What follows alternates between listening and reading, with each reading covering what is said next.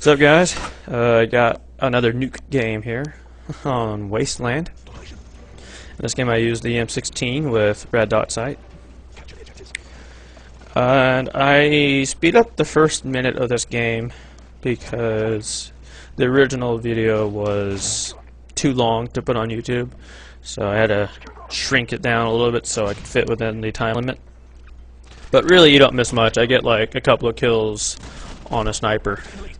Close range, so it's not too exciting, and the rest of it consists of me running around, so you're not really missing much.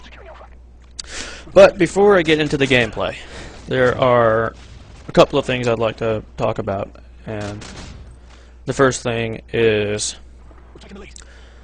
there are two guys who have YouTube channels that I feel they're doing a good job with, but I feel that they deserve some more subscribers. And I understand that I don't exactly have a whole lot of weight to throw around right now, but I figure that every little bit helps, and I'd like to help these guys get some more support. And their names are Sage Spartan and Prodigy Joey. And both of these guys give, in my opinion, good solid gameplay along with commentary that offers good advice. And for those of you who are looking for, videos that give good tips and help on how to improve your game, these videos do offer, in my opinion, good advice and good gameplay. And so if you guys could check those videos out, that would be great. And if you like their videos, make sure you show them your support and let them know that Pancake sent you. And I know I stole that idea from good old C-Nanners, but figured it would be a good idea to pass the tradition down, so yeah. So if you could do that, that would be great. And also, I know a lot of people have been asking me to make some sort of like tutorial video on how to get better at this game. And I try to do that in every video where I give some advice, but as to a video completely dedicated to strategies and things like that, I do like the idea. I think it's a good idea. And I'm definitely considering it and thinking about it, and it would require me to do a bit of planning and a bit of like trying to figure out how I'm going to make those kinds of videos and how I want to do it and whatnot. So I don't know when I will start putting up videos like that, but it's definitely an idea I have in mind, and I think it's a good idea, and we'll see what happens with that. And as for the actual gameplay itself, my opinion of this map has changed a little bit since my last video that I put up on this map. I believe in my other video I said I did not like this map at all, and I still it's not really my favorite map, but I've come to figure out a good way to be successful at it. And I do feel that this is one of the easiest maps to get a nuke on in Domination.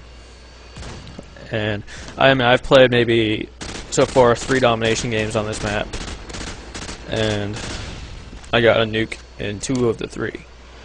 So it is, in my opinion anyway, one of the easiest maps to get a nuke in, and I'll tell you why.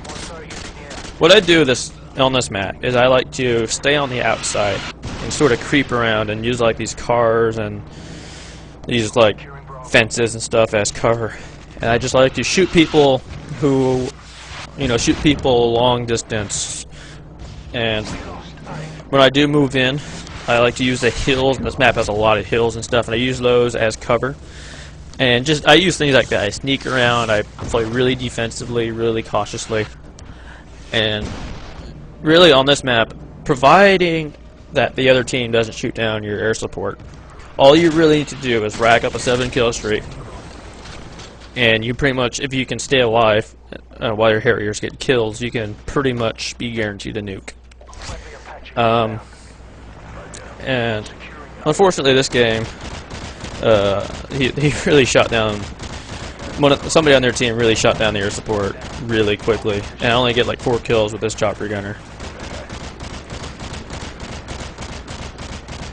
But it's okay.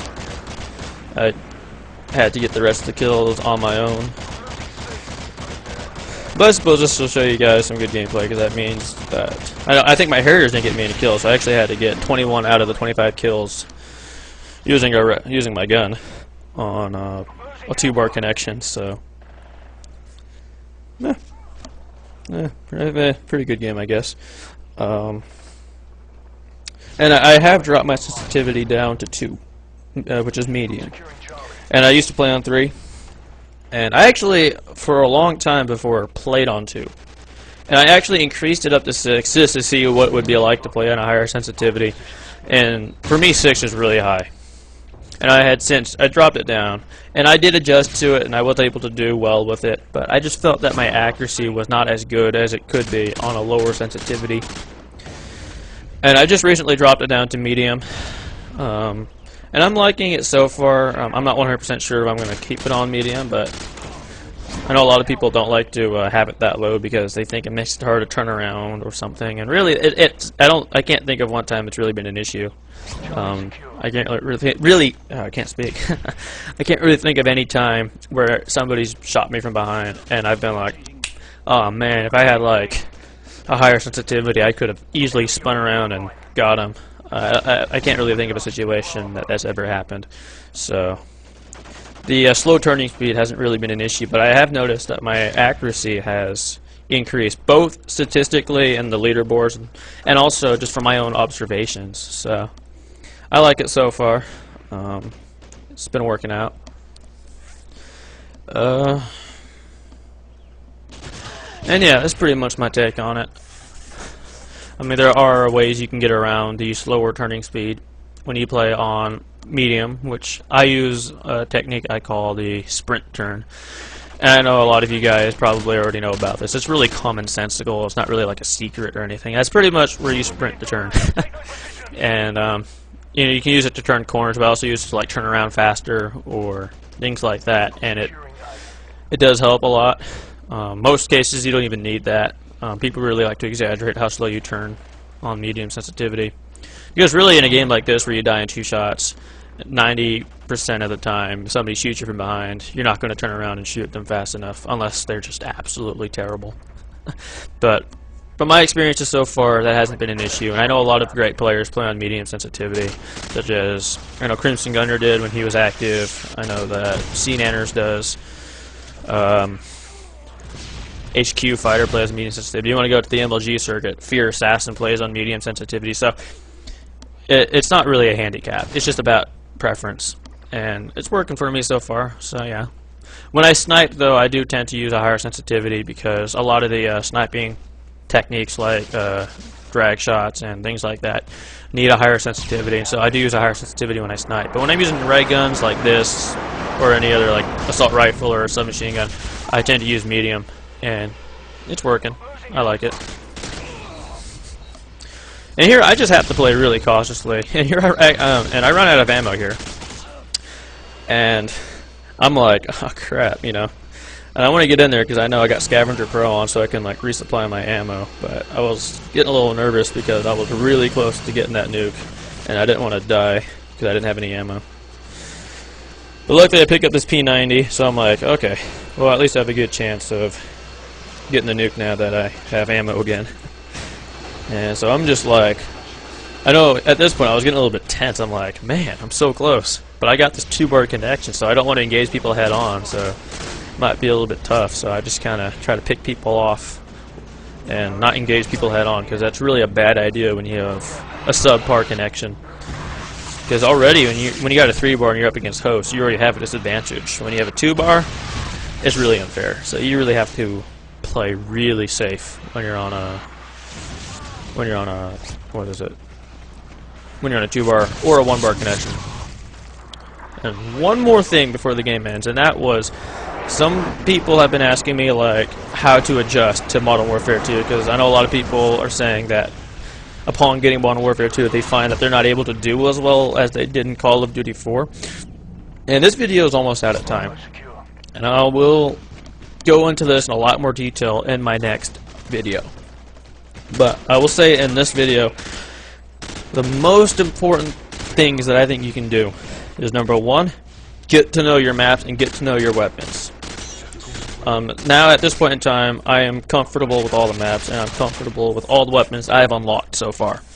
And that has definitely helped me to become more consistent. I'd also recommend playing this a lot more cautiously and a lot more defensively, because you die faster. This game tends to have a lot more spots for people to hide out, so you really want to check your corners, you really want to take it slow, and you really don't want to be too aggressive. It's very important. You cannot play this like Call of Duty 4. I know it seems like it's kind of the same game, but it really isn't. They're different. Very different games. And so, like I said, I'll go into this in a lot more detail in my next video. But as of now, make sure you rate, comment, and subscribe. And thanks for watching.